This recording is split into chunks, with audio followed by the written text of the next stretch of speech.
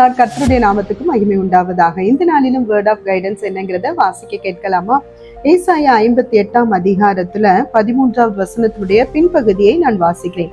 ஓய்வு நாளை மன மகிழ்ச்சியின் நாள் என்று, கர்த்தருடைய பரிசுத்த நாளை மகிமையுள்ள நாள் என்றும் சொல்லி அதை மகிமையாய் எண்ணுவாயானால் என்று சொல்லி கர்த்தருடைய வார்த்தை இன்றைக்கு வேர்ட் ஆஃப் கைடன்ஸ் இதுதான் வருது. தேவ பிள்ளைகளே, நம்ம ஓய்வு நாளை எப்படி எண்ணணும், என்ன மாதிரி பேசணும் அப்படிங்கிறத திட்டமா ஏசாயா தீர்க்கதரிசி பேசுறத பாருங்க. இந்த ஓய்வு நாள்ல தனக்கு இஷ்டமானதுபடி நம்ம செஞ்சுக்கிட்டே இருக்கக்கூடாதுங்கிறது தேவனுடைய விருப்பம். நம்ம இன்னைக்குதான் காரியத்தை செய்யறது, அதெல்லாம் தேவனுடைய விருப்பம் கிடையாதுங்க. இன்னைக்கு மன மகிழ்ச்சியின் நாள். நீங்க உங்களுக்குள்ள ஒரு ஆத்மா இருக்கு, அந்த ஆத்மா கர்த்தரை துதிச்சுதான் மன மகிழ்ச்சியோடு கூட கர்த்தரை நோக்கி பார்த்தீங்களா? அந்த நாள் ஆண்டவர் எனக்கு தந்த நாள் சொல்லி மகிமையா நீங்க எண்ணினீங்கன்னா கண்டிப்பா ஆசீர்வாதமா இருக்குங்க.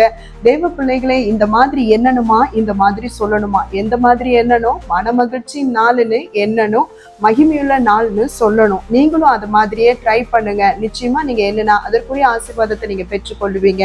கர்த்தர் தாமே உங்களை ஆசீர்வதிப்பாராக. God bless you.